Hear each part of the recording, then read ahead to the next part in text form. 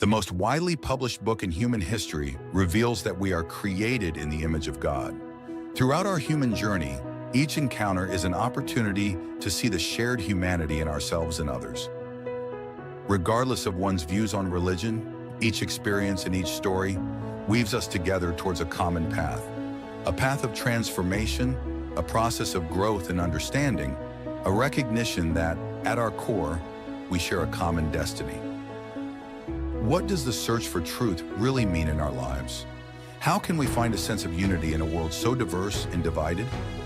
As we reflect on these questions, we start to uncover a fundamental connection that binds us all beyond our differences. Welcome to Created in the Image of God, Building Vibrant Communities, with our host, Wade Franson. Today's episode is Progressive Revelation. Hey everyone, it's Wade Franson. I'm back in the studio with another fascinating guest for this morning's episode of Created in the Image of God. His name is Reynaldo Pareja, and he has spent many years studying into the topic of unity. And he's written a number of books on this topic, and today we're going to dive into one in which he illustrates the essential principle of unity and how it pervades everything. Welcome to the studio, Reynaldo. Thank you for having me. It's a pleasure to be here. I've seen some of your programs. They're fascinating the way you carry them out. Well, I appreciate that. We certainly are getting some really interesting guests, and I'm glad you joined us this morning. So tell us a little bit then about yourself. As we always do on this show, we like to go into your creation story. Who were your parents? I noticed a little bit of an accent. I'm always curious where people came from and what the forces were that shaped them in the first years of their life. So tell us about your childhood and upbringing and where you came from. Okay, briefly, I was born in Colombia, South America. That's why my accent it's noticeable. It's not pure English. I had the luck that my father had the foresight to give us a bilingual education. So he put us in a bilingual school in Bogota, in Cali, in Barranquilla. All those places we had the opportunity of being there, and that's where I learned my English to the point that I can express myself coherently. My father used to be working at the Exxon. At that time it was called in Colombia ESO, Colombiana, and because of his expertise and his desire to grow up inside the organization, he accepted a lifestyle that would really mark my life and my wife's life also. And that is, in 25 years of a marriage that he lived with my mother, we moved to 7 cities, I think 15 to 20 times. So it was definitely a pilgrimage of moving from city to city, culture to culture in Colombia, the different cultures of the different regions. So that gave me almost a background that I was open to not being strictly, tied to one place or growing up. And that gave me a lot of contact with more than different cultures, many different types of people, because in the high schools I was in there were, Americans from all over the place, and other students, not Americans, but from other nationalities. So that gave me that background of openness to open cultures. Was he in oil exploration? Is that why he was? No, what aspect of his work? He was basically in the administrative side. He was very much into the administration, the overseeing administration of how the gas stations were run in every city. He ended up administrating a gas station when he retired. So that must have been quite challenging in some ways to constantly have to make new friends, and always be the one. But then maybe there were others in those same schools that were in similar, Yeah. maybe was it kind of like that in a sense, a little bit like sometimes in the military. I also moved a lot when I was a child. I went to 12 different schools growing up, and in different countries. So, but I was always in public school, and my experience was different from anybody else. But then there were military kids who they were around a lot of other kids having the same experience. What was it like that for you? That some of your friends, even though they were short lived, they were going through the same thing, or did you feel different and like an outsider? No, I would say that it was very much like that because being a bilingual school, that was not easy to get into, especially um, the fee to get into one of those schools was very high, and so yeah, we were more or less the same type of upbringing and social status, etc. Got it. Got it. So then, what about religion and spirituality? How was that introduced into your life? Well, I grew up as most of us Colombian at that time. We only had really one church, a Catholic church. The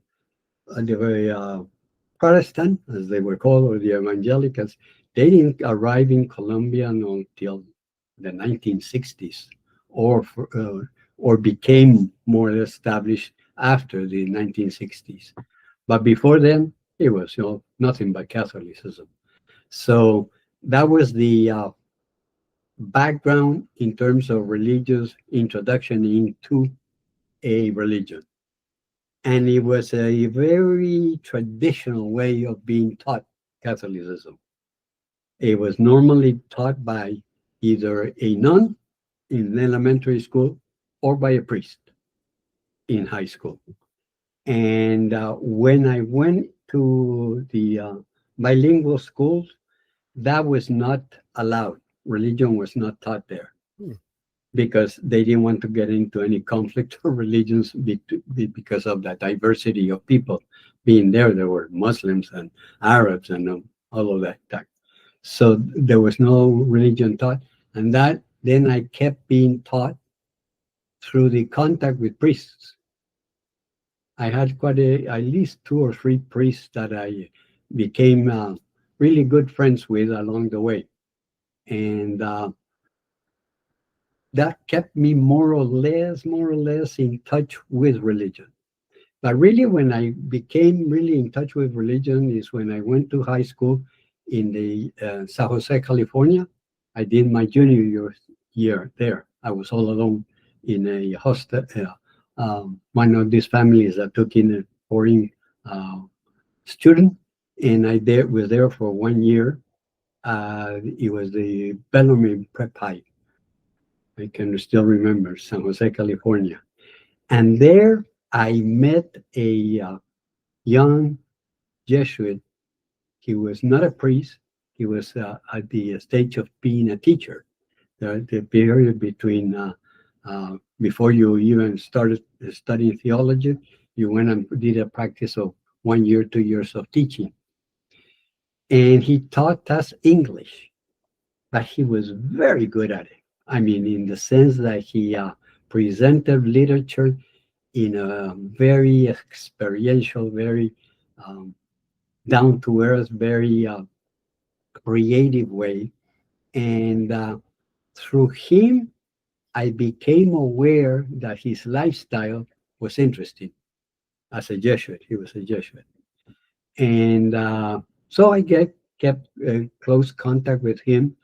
And that allowed me to have the upbringing. I was in a very strict Catholic family there too, so I kept on having the regular mass every Sunday, etc., etc. But there is where I think I first began to think that that would be a lifestyle that I would like to carry on. And so when I got back to Colombia from that experience, I was that time I was in a Jesuit school. And so I became friend with one of the Jesuits there, and that more or less kept me going in that direction until I finally made the decision to enter the society. So you're now, after that 1 year, which was like a study abroad, I assume that was like an opportunity that your parents thought would be good for you, that you took advantage of to go study in San Jose. You came back to Colombia, finished up high school. What is the educational system like there? Then you go on to university, but you chose a path to continue to study religion, or tell us about that. No, my decision was, by that time when I graduated, my decision, I wanted to enter the Jesuits order.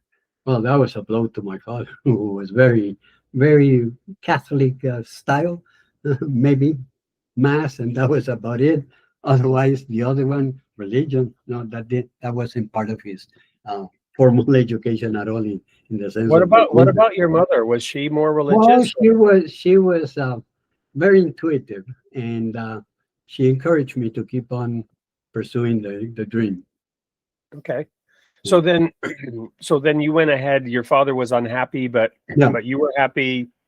So you entered the Jesuit order. What was that like? I'm not Catholic. My wife was raised Catholic, but I really don't know what that was like. So tell us a little bit about what that was like, that transition from high school now into the Jesuit order. Yeah.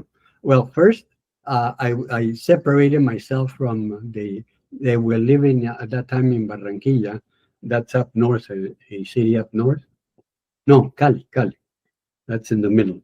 And then I moved to Bogota to live because that was the point of entrance. So I moved there and had a pre-screening, 3 month screening with a priest, a Jesuit priest, that put me on trial to see if I really had a vocation or not. And so I became associated with a congregation. 3 months, yeah, it's steadily until he says, yeah, you're good. You're good to go in. And so that's when I entered in 1962. And was that then a more formal religious education? What was the education like then for you? No, it was very structured. In Jesuits have first it's called the novitiate. That's 2 years, in which you really get to know the company, the Society of Jesus, and then you have several trials, month trials. One is hospital, the other one is teaching, the other one is pilgrimage, etc., just to see you. Then inside those 2 years of the novitiate, you have to do a lot of humble jobs, like taking care of the pigs, going to the feeding the chickens, uh, doing the gardening, working in the kitchen, washing dishes, serving the community at lunchtime, picking up the dishes, washing them again, and it was very monastic in the sense that there was very strict silence periods. You got up, you got dressed, and then you went to meditation, and then we had the mass, and after that breakfast, all in silence, all in silence. And after that, we went to the first activity that was cleaning up the corridors in the structure that was outside of Bogota. It was about 2 hours ride from Bogota City, the capital, and it was a huge house, very big house.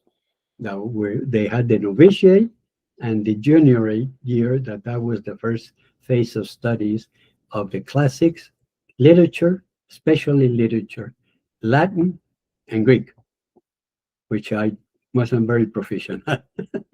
That wasn't my part. But the other one, the reading was extraordinary.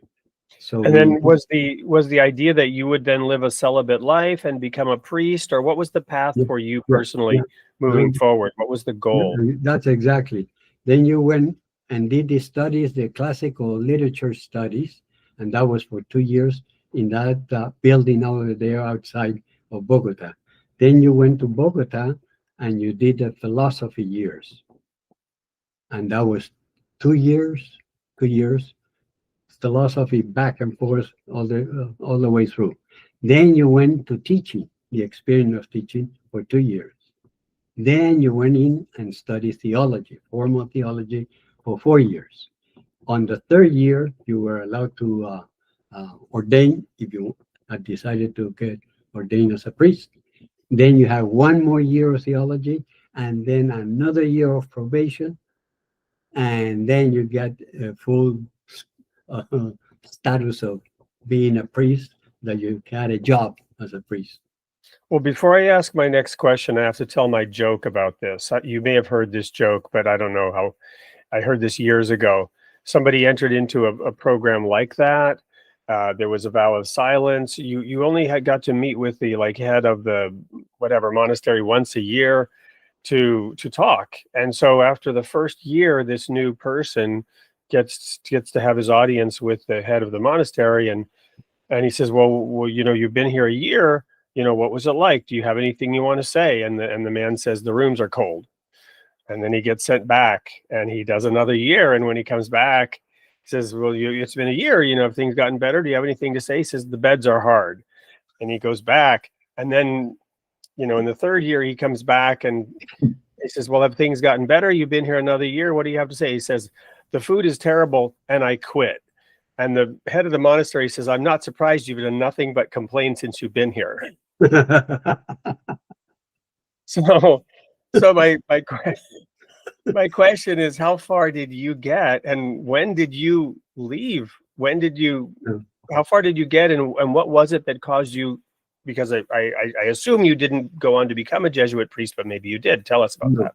No, I went as far as the third year of theology, formal theology study. Oh, wow. And I was about 3 months away from getting ordained or not.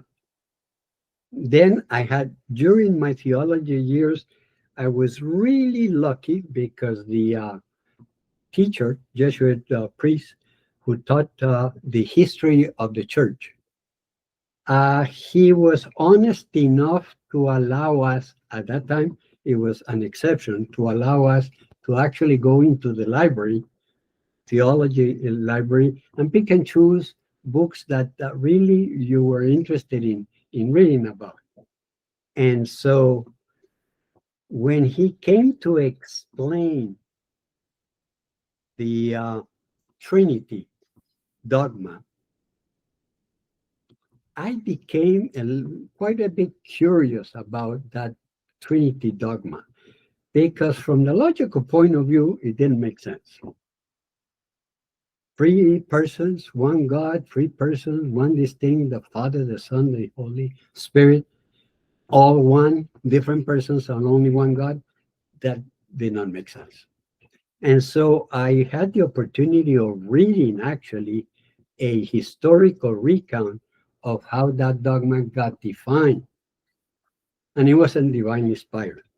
It was a Roman emperor that obliged by force to bring in the bishops of Alexandria and Rome to Nicaea, and had a council in which he presided the council and gave his opinion on how he felt about it in terms of the dogma. And the reasons why he had that, and the one that convened the second council and ratified it all, it was basically a political reason. He wanted it to have abolished in the Roman Empire all the divergent religions and all the different gods. He only wanted it to have one religion that he could control indirectly underneath first, and secondly, that he could give validation to his own emperor authority as a God-given gift. And so that was immersed in all the politics that were in behind the definition of the Trinity in the first council. And actually, that's exactly what he did.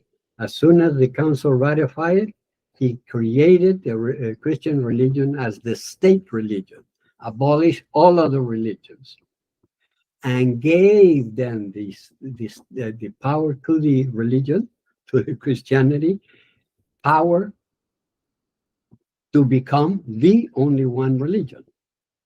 That he, behind the scales, behind the curtains, he had, influence, total influence. And he managed then to get to believe that the authority that he had as an emperor was a God-given authority. And thereby, he was, validated by God. And that was one of the reasons why I started thinking, well, this is a man-made decision. This is not an inspired decision. And I kept digging in, and the second council was just the same way.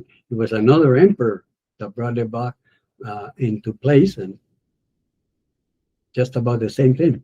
He only introduced the Holy Spirit. So what was the impact on you then of this personally? You decided to leave the Jesuit order? No, simultaneously at that time, it was Paul, one of the popes, I think, Pope Paul VI, very conservative. And he came out with certain,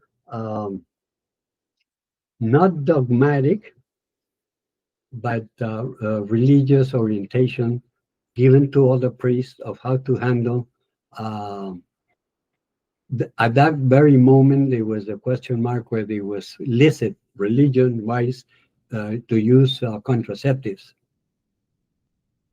And he forbade it, complete them. He says, no, nature has its way of doing things. We should not interrupt nature. If the kids come, it's God-given kids, you got to accept them. You are forbidden to use contraceptives. And I said to myself, well, in top of it all, dogma I don't believe in, that I'm supposed to defend afterwards and carry on the tradition. And this Pope telling me that me as a priest, I have to tell people and the couples, get them irresponsible not to be able to manage their own contraception. That doesn't make sense. That really, I don't want to do that. I don't want to spend my next 25 years defending things that I don't believe in, and I don't see the logic of. Well, I can very much relate. The issues were a little different, but the same kind of what I was forced to believe or pretend to believe and teach, and also practical things that I was expected to do and teach for people to do. When I resigned from the ministry in 1995, this was to separate my faith from my paycheck. So it sounds like you were in a little bit of a similar situation. Yeah. So what happened? What happened? How did this play out? The big difference, I had no paycheck. Yeah, well, but it would have been a vocation, right? But similar. No. So I resigned. I asked to be relieved of not getting ordained in 1975, and I was lucky enough that an ex-Jesuit, that I had known before, that he was heading a scholarship program, and he helped me get a scholarship to go to France to study. And wow! So, where in France? Parlez-vous français aussi? Oui, tout en bâti. Okay. Mm-hmm. Yes, I went to France to the École des Hautes Études en Sciences Sociales, and I got a equivalent of a master's degree in communications there. Very good. What city was that? In Paris. In Paris. Okay. Yeah, I lived in France briefly, and I was on a program as a college student in the summer, one summer as well there. Spent some time in Paris. Beautiful, beautiful city. Okay, so now you're studying abroad and getting a master's in communication. What about religion? Completely disconnected. Okay. From there on, I went on furiously into learning how to earn a living. And I was lucky to start it with the USAID assistance program for developing countries, especially to work with mothers, non-literate women, and all the communication expertise I got there. I applied it in those countries, 5 countries. Wow. And so what were those countries? And so you were now traveling in Europe and elsewhere, or? Well, no, first I started in long-term assignments for normally for a period of 5 years in each country. I was in Dominican Republic, I was in Honduras, Dominican Republic, Ecuador, Peru, Colombia, in a stable manner. Then we came back, and then I came to the States, and we already had a kid, and we stayed here. But then I started. So somewhere along the way, you met someone and got married. In Paris. Over that? Paris did it. Paris did it. Okay, Paris, the city of love. Yeah. All right. Yeah. So did you marry somebody from France, or? No, from Colombia. Okay. Was she studying there, or how did that happen? No, she was not studying there specifically. It was very interesting. I met her mother, and we clicked very nicely. We had very good conversations in Colombia. And she was just a 16-year-old kid at that time. So briefly, I met her, didn't pay much attention at all. And then she left for Puerto Rico, studied there, and then went to Germany, studied there, went to Austria, studied there. And then I ended up in Paris. And behold, the mother told, you got to look her up. She's in Paris. I looked at her, she was a full-grown woman. That was it. All right, wonderful. So now you're back in Colombia, or what's next then in the story? Because we need to wrap up this segment, so we need to get back to religion and because the next segment is your books and stuff. So let's get to that. What happened? No, then I was in several other countries, but not long term. In Rwanda, in Malaysia, in Philippines, and many places, Egypt, all doing intensive technical advising or putting together programs. And then I went to reside in U.S. for the sake of kids getting an education there. And there I met a Baha'i. We have to go to break now. But so, how many children did you have at this point? 2. So you had 2 children. Where were you living? In Virginia.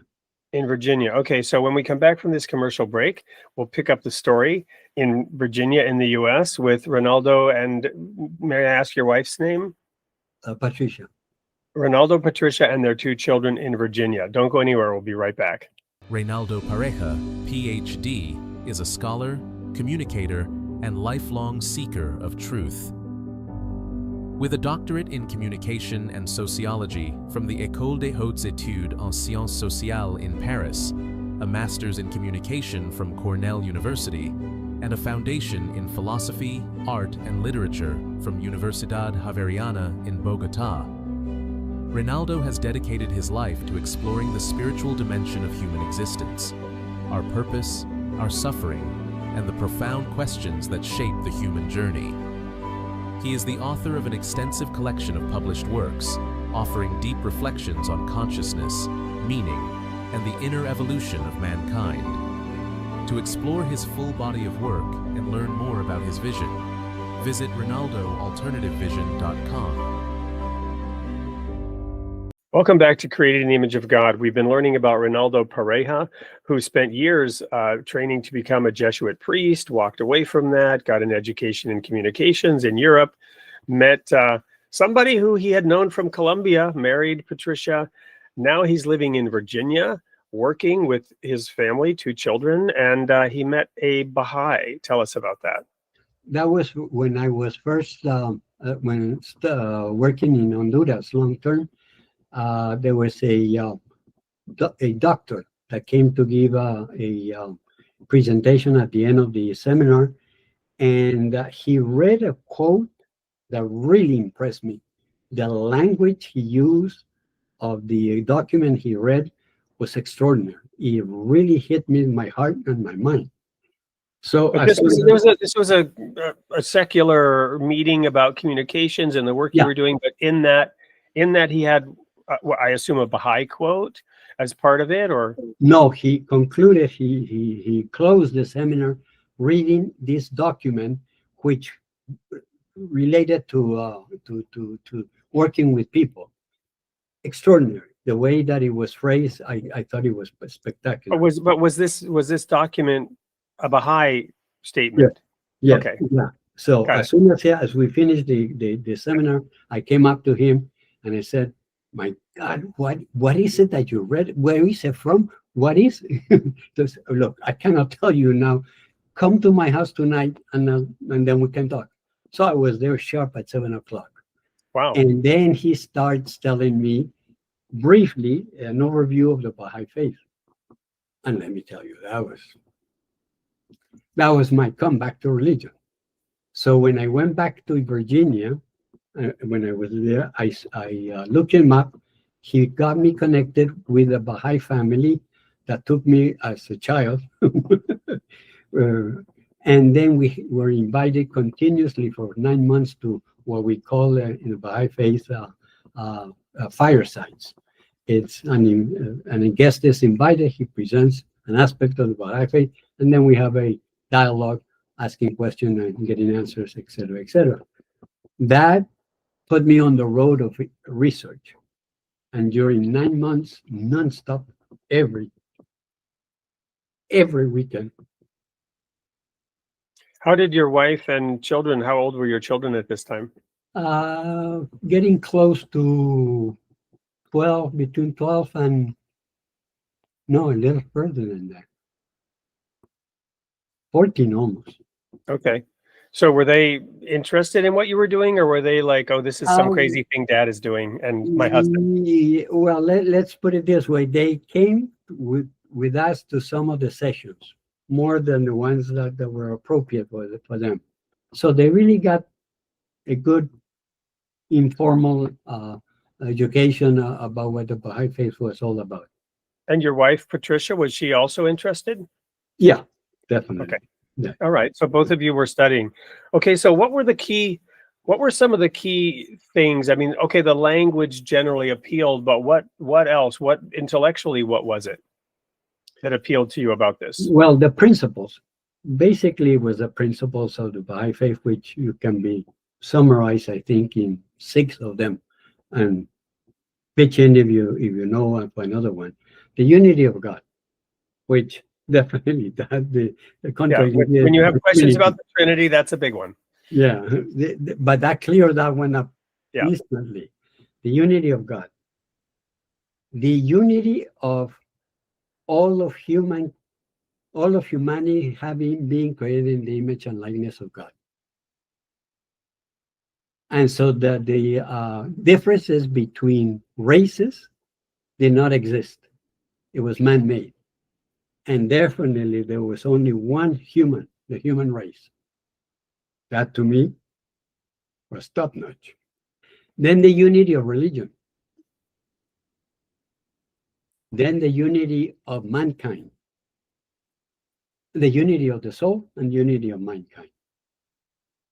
Yep. So the one I would add is kind of like a preliminary principle, even before all that, which is the independent investigation of truth and reality. Yeah. And this is a fascinating one to me because all of these differences, all of these distinctions, they are of God in a way, and they are endorsed by God because He is the one who gave us free will.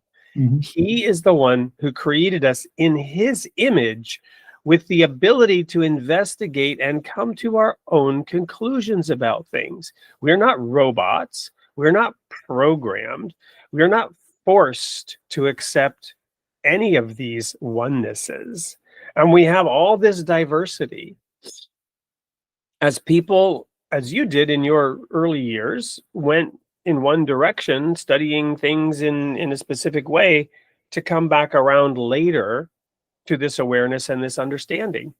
And so there's a lot of differentiation that takes place at an individual level under the umbrella of oneness and religion.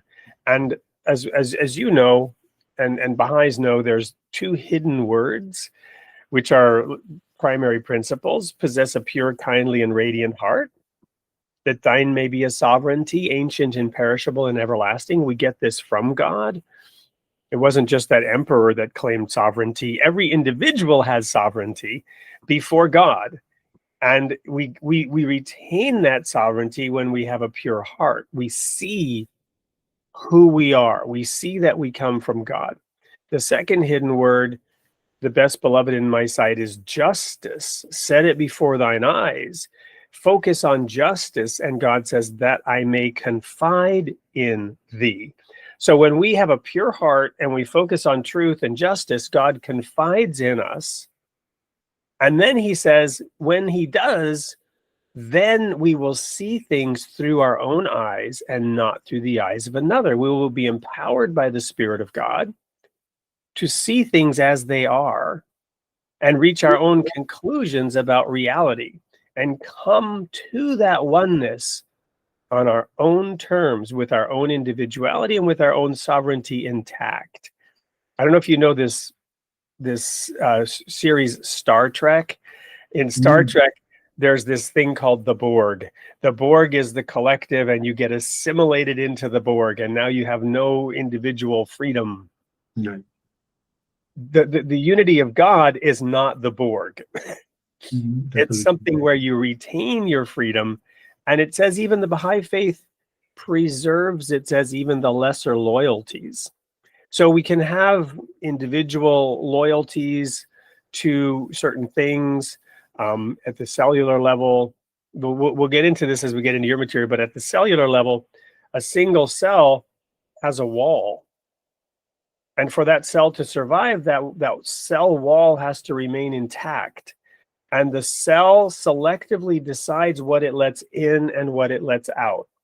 So it can protect itself against poisons and toxins in the environment, but that cell becomes part of a larger collective. But it retains its individual characteristics as well. So it's that independent investigation of the truth, for me, is always forefront in my mind as we approach all these onenesses. That was just the one that I would add to that.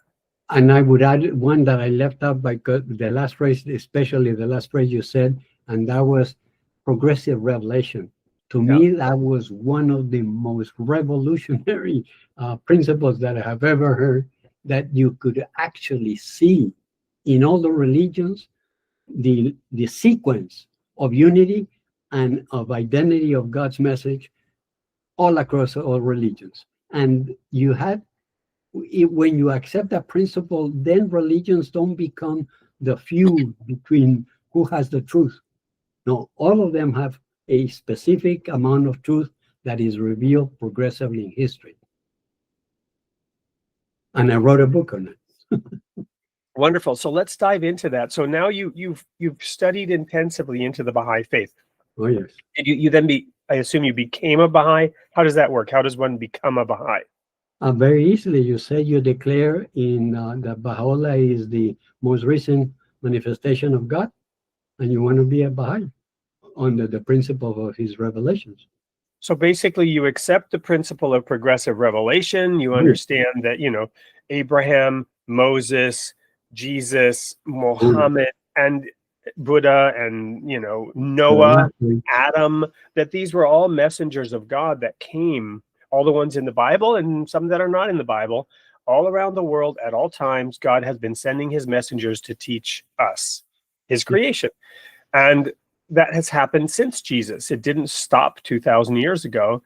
And so you have to show an openness and a willingness to see where God is working, to recognize where he is manifesting himself today. Oh, yeah. And that's it, I guess, right? Okay, so then obviously then that leads to cooperation and unity and fulfilling the principles of all these teachers. Jesus, one of the most powerful statements of Jesus to me is this: why do you call me Lord, Lord, and don't do the things that I say. In other words, what's the point of professing your belief in Jesus if you aren't going to do what he asks you to do? Definitely. And Baha'u'llah said that too in the Kitab Aqdas, his most holy book. He says it's imperative that you recognize him as a messenger of God, for today, and that you obey his commandments. Just like every messenger, you can't have the one without, you can't proclaim your belief in something and then not submit to it and do what it asks, which is kind of the challenge you had with what the Catholics were professing, right? Yep. Didn't want to believe in the Trinity, and you didn't want to force people to follow this rule that didn't make sense. Okay, so when did you start documenting what you were studying and learning in the form of writings and then books? I would like to call it divine inspiration. Mm-hmm. I said to myself, how can I leave something behind of all these beautiful things, principles that I have been receiving. When I think I have this ability to express myself coherently in writing. And so I took each one of those principles of the Baha'i faith and started converting them into a book. For example, progressive revelation, I made it into a book. Equality of men and women, I made it into a book. Unity, the universal principle, I made it into a book. Who are the authoritative figures that can speak in the name of God? I made it into a book. And where are these books available? How would one get a hold of these books? But basically, you go to Amazon.com, has obviously there a few of them, or you can go to my website and then you can send me an e-message, saying whoever wants an electronic copy. So let's dive into the content of one of these books. You found unity at all stages and all levels of creation. Yeah. Do you have a copy of that maybe to show us? Unity, awesome. So tell us a little bit about what's in there. The universal principle inherent in all creation.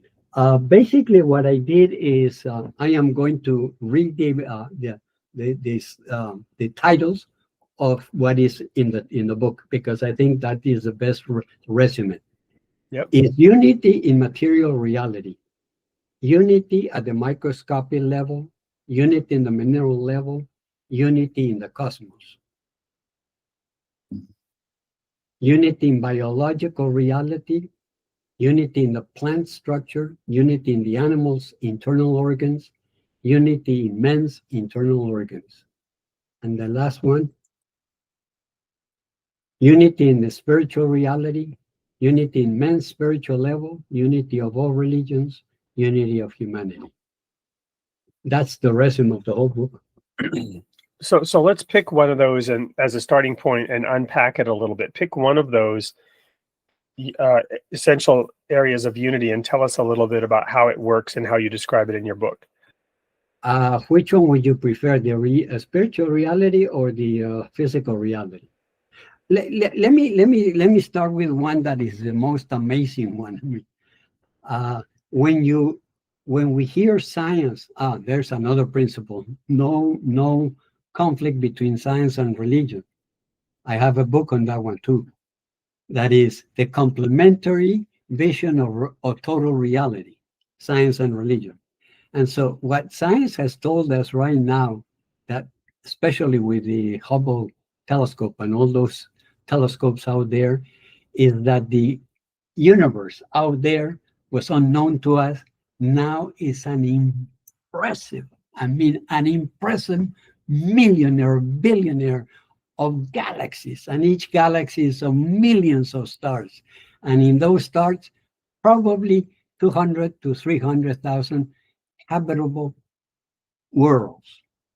And of those habitable worlds, probably 20,000 of them with humans in them.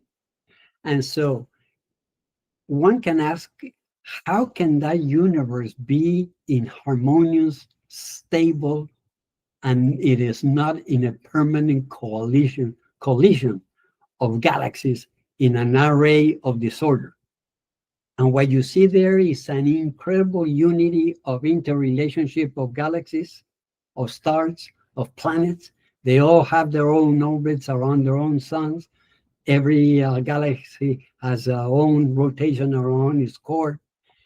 There is a unity in the organization that it is maintained through now our knowledge through physical laws that are constant.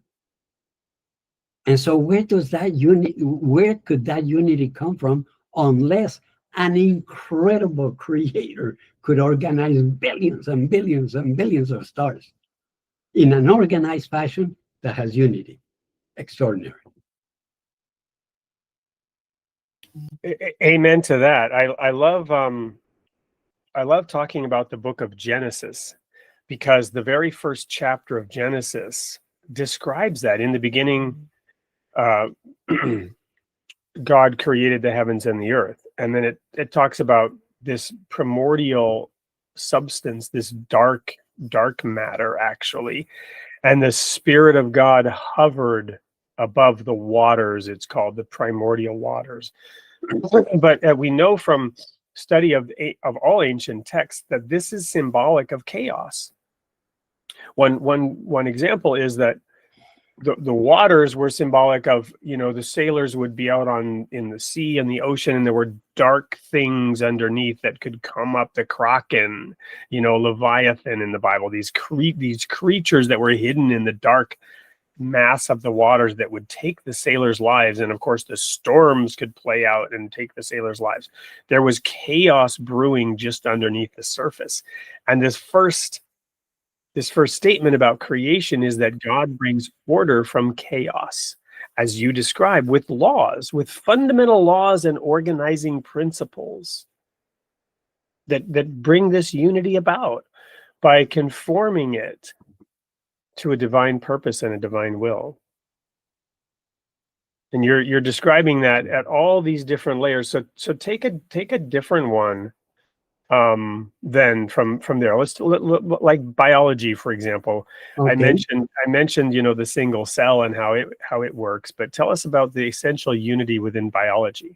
Well, you have a unit in the plant structure, unit in the animal's internal organs, and unit in man's internal organs. When you go to any one of those levels, you find all what you just said.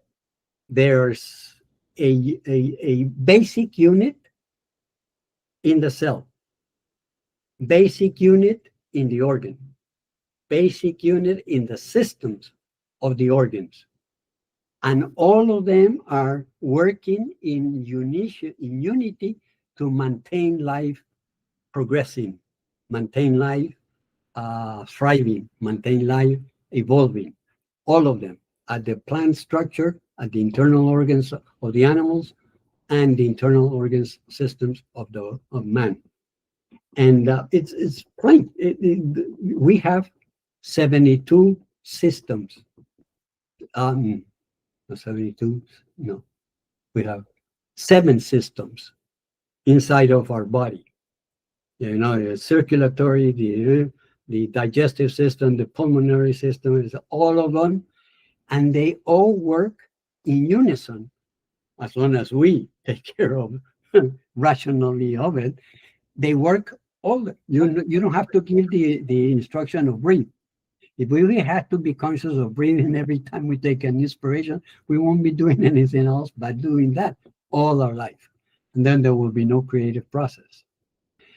And so the unity of all of the organs in the animal, the plant structure, the internal organs of the animals or our organs, is that they all work in unity to maintain a life structure of the animals or the plants or us. And the principle just holds very true. Perfect. So let's talk about one of the spiritual principles then. Let's take the oneness of religion. You had these early experiences in the Catholic Church, and you came to the conclusion that there were certain things within it that were not of God, that were man-made, right? And you departed from it. And yet you still maintain that the religions are one. Unpack that for us. How does that work? Yeah. I think that really what made me do that separation was the principle of progressive revelation. When I understood that, then I realized that every religion that we have recorded history has had an emissary, a God chosen person to be the prophet to give a specific revelation.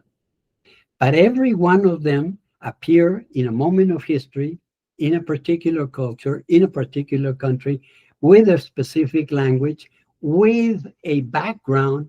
When they appear, already there was a cultural background of belief systems.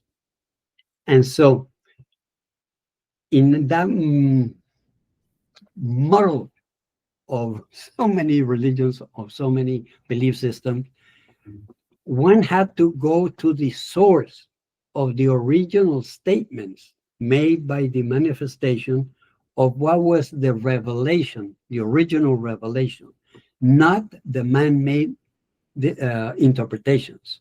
The man-made interpretations are the ones that created the battle between religions. Because then those interpreters, especially the clergy, began to feel that they had the authority to speak in the name of God, and the other ones were not speaking in the name of God because that couldn't be true. It was me. I am the interpreter of God's will and God's. So that is where religion goes to pieces, because it is man-made interpretation. So one has to go to the source of what was said by the prophet, if it is consigned in one written form or not. And then you can see that in every religion, there's a common thread. One God, one humanity, and how we practice the one God in contact with God is through do unto others what they want you to be done unto you. Do not harm others as you don't want them to harm you. And so the essence of those teachings are constant in all religions. That is why there's unity of religion. All right, so that's a great segue to the next commercial break. When we come back, I'm going to dig into that a little bit deeper. We'll talk about that oneness of religion and where this is going next for Reynaldo and for all of us. Don't go anywhere. We'll be right back with more of Reynaldo Pareja on Created in the Image of God. What can you do to sharpen your vision of the economy beyond your wildest imagination? Introducing Divine Economy Model by Bruce Kerber, a book that escorts you through a very human way of building subjective models. These models are visual, logical, and conceptual. They acknowledge the complementary nature of human intellect and spirituality in all human action. Will you be able to grasp these economic models? Absolutely. You will feel as if you are building the models yourself. They fit into your imagination every step of the way, making logical sense while surprising you with new insights. To say that you've never experienced anything like this before is an understatement. Since when have you encountered a qualitative model of the economy that captures purposeful, spiritual, human action? You will suddenly recognize how intimately connected we are and how the economy empowers us as individuals and fulfills our social nature. The four models presented in this book, macroeconomics, microeconomics, ethical economics, and economic justice, are cohesively bound together. Divine Economy Model by Bruce Kerber. Get your copy now at Amazon. Welcome back to Created in the Image of God. I'm here with Reynaldo Pareja, and we are concluding now with a deep dive into the oneness of religion. And I'm loving this because we learned about Reynaldo's journey through the Jesuit system in Colombia and coming out the other end because of certain teachings that he found to be not sensible from his perspective. And yet, as a Baha'i today, his focus is on unity and oneness of religion. So this allows me to share that when I, in 2004, began investigating the Baha'i faith, one of the first things I was told, because I was a former minister and I had done a lot of work in Europe and in different languages and around the world, I was told, oh, all the religions are one. And I laughed, I scoffed. I said, that's the stupidest thing I've ever heard. In case you didn't notice, they're out there killing each other. And even in Christianity, which I was a Christian still, we've been sending each other to hell for thousands of years, even within Christianity. And this was a problem. I wasn't saying this was a benefit or a good feature. We hadn't even figured it out within Christianity, which is why I was searching, which is why the Baha'i faith was intriguing to me, because the Baha'i faith offered a promise of unity, which I wanted and needed in my life, but my own theology was preventing me from achieving unity. So I knew what the goal was. Can't we all just get along? But didn't know how to get there. And the Bible says the way of peace they know not, right? So the Baha'i faith offered this theology, but my initial reaction was, nah, that's stupid. And then they told me, well, there's this little book called One Common Faith. I'm like, okay, well, let's start there and let's begin looking at faith, right?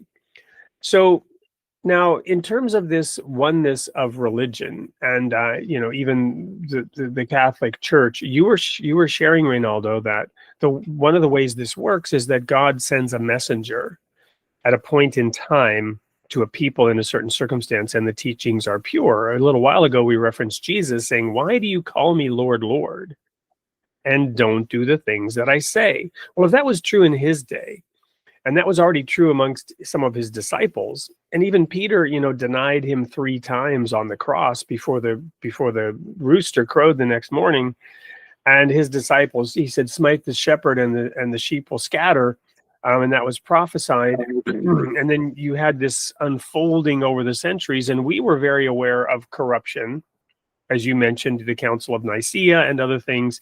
Corruption crept into the teachings of Jesus, and you have 40,000 denominations today. Obviously, they can't all be right.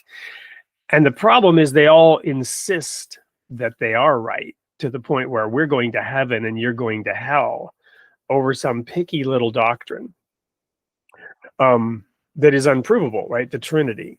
It's really not provable one way or another. It's a matter of belief and profession.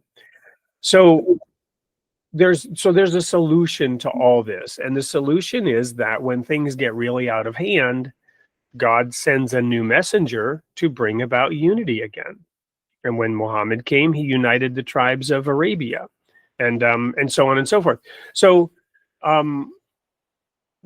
I guess the point is, one of the organizing principles that the Baha'i faith teaches is the twin pillars of civilization, Baha'u'llah says, are reward and punishment. So this is an organizing principle. Today, the peoples are contending around this point.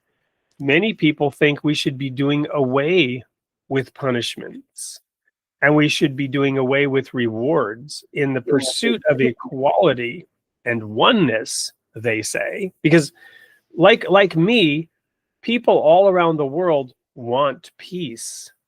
They want unity. They want oneness, but they have a different idea of how to get there.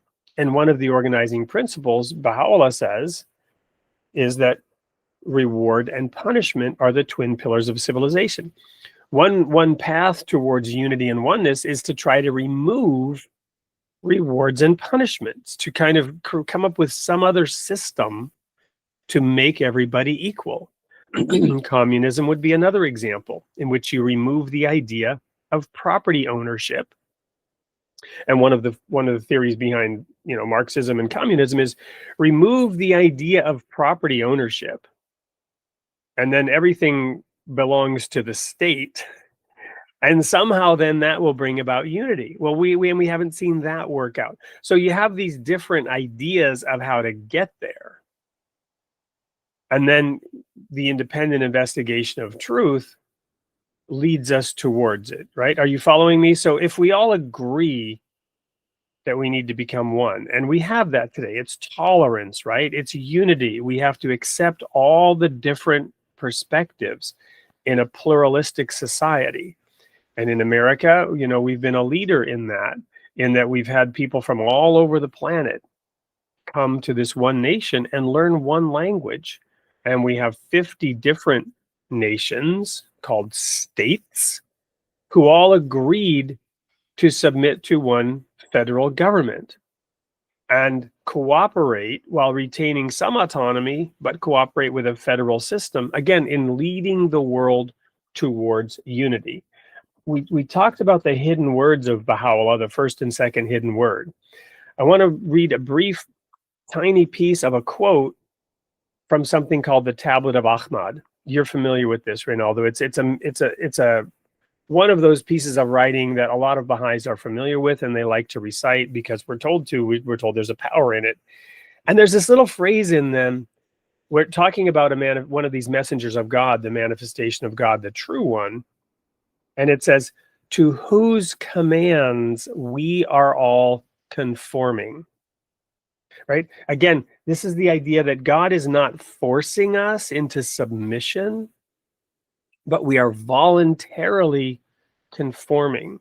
So these teachings of Baha'u'llah that you address, these onenesses, guess what? Open your eyes, look around, people. They've all been adopted by the world. Everyone on the planet agrees with these principles. The devil is in the detail. How do we get there? And we have to study into the writings of all the manifestations of God. You can get there from the teachings of the Bible. You can get there from the teachings of the Quran. You can get there from the teachings of Hinduism or the Buddha. But now you have to look at them in a new light, in the light of this modern enlightenment, this modern era in which we have a new vision of oneness and unity around the whole planet. But you really have to study in now and dig into how to do it. So Jesus says, love your enemies. What does that look like?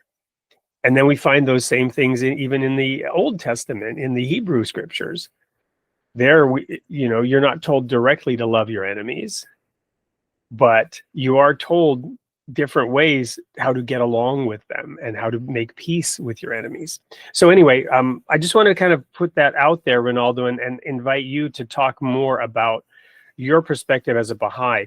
How does this play out? What are some of the things that are going on in the Baha'i community maybe that lead us or teach us or show us how this unity will come about?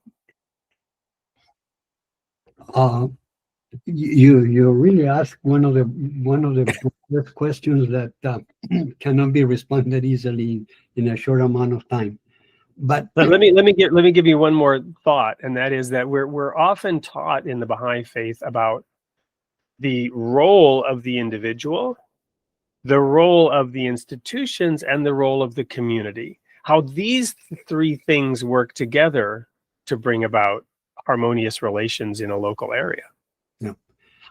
My almost immediate reaction would be to invite all our audience to actually become interested, inquisitive of how to go about even thinking on how to get to that unity, and to read one book that is called The New World Order,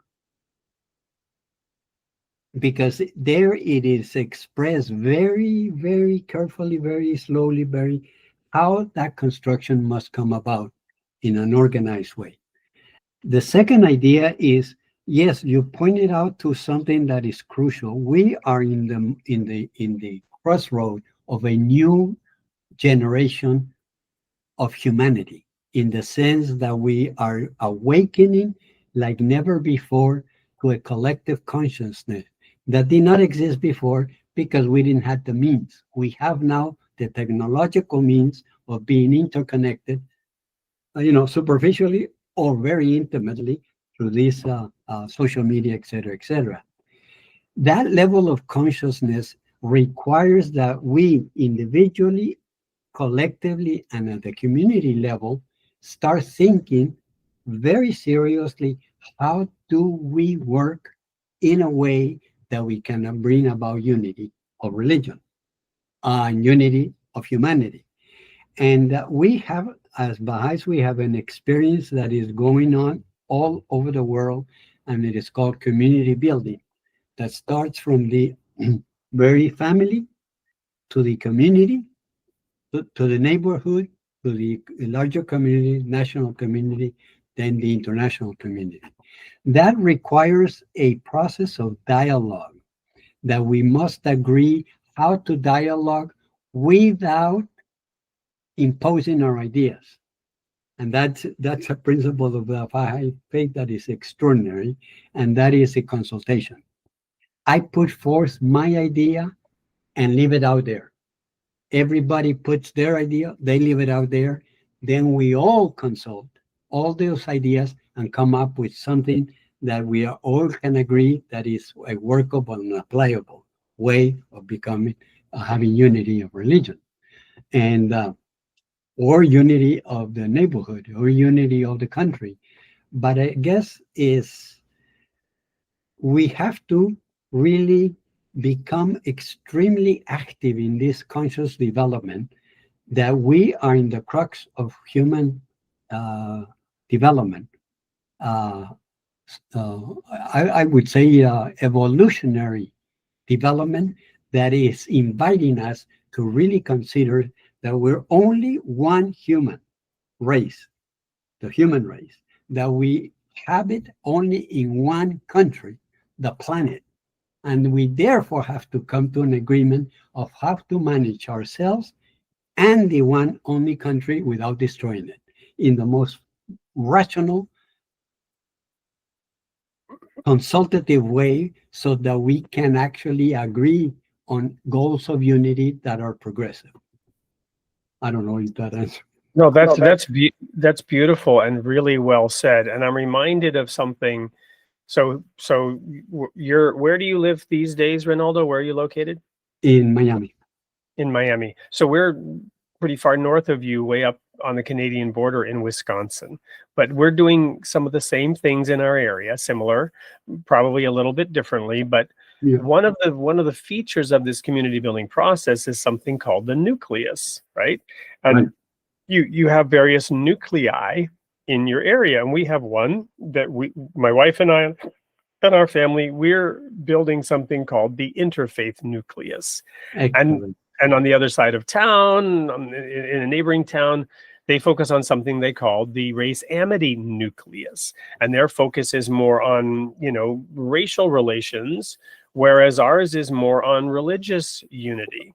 And somebody else, might form a slightly different nucleus, right? But I'm thinking now of this essential principle of oneness. And I talked about the single cell and its semi-permeable barrier, which selectively decides what to let in and out to protect itself and to grow and be healthy. And then within the cell, you have something called RNA and you have something called DNA.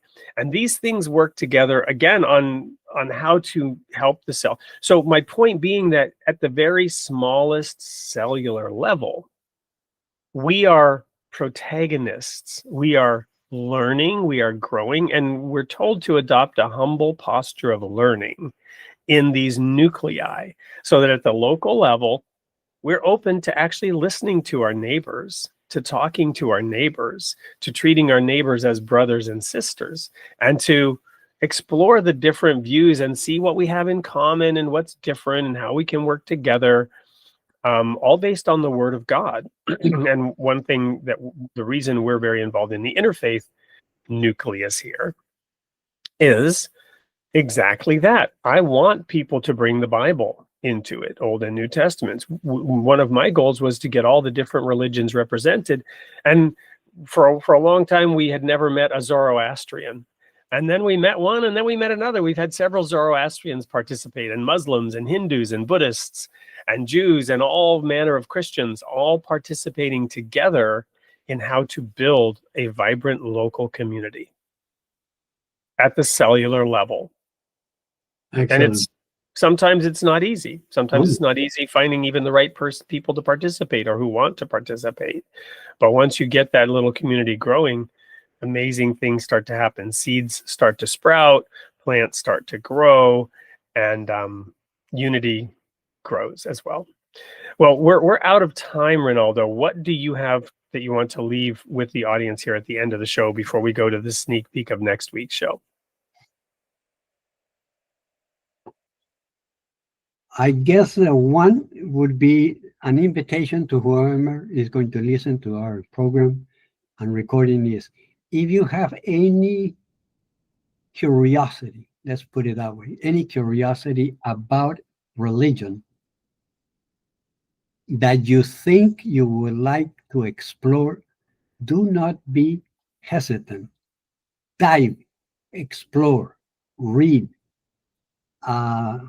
question, investigate, because that's the only way to broaden up your inner frame of reference that would allow you to grow internally, collect individually at the nuclei, and then collectively at the national level.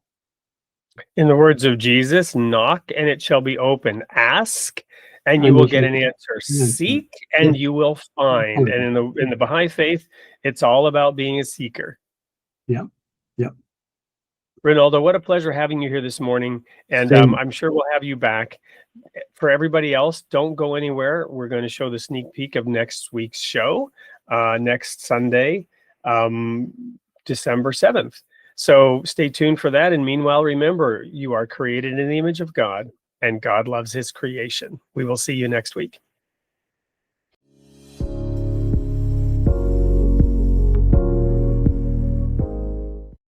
Hey everyone, Wade Franson here with a sneak peek. Recurring guest this week, Michael Stone. Last time we had him on, he was just returning from a retreat where he was silent for quite a number of days. This time he's got a pending operation, surgery. I don't know if that impacted the flow of our discussions, but we've just completed, the show is in the can, and this is the sneak peek. Welcome to the studio, Michael. Thank you, Wade. It's really always good to be with you. Well, and we have both the gift of prophecy here, because we can talk about the future as though it's already happened, because it has in our world right here. We spent an hour talking about oneness, fear, systems broken, and what to do about them. In a nutshell, what can guests expect from this episode, having already recorded it?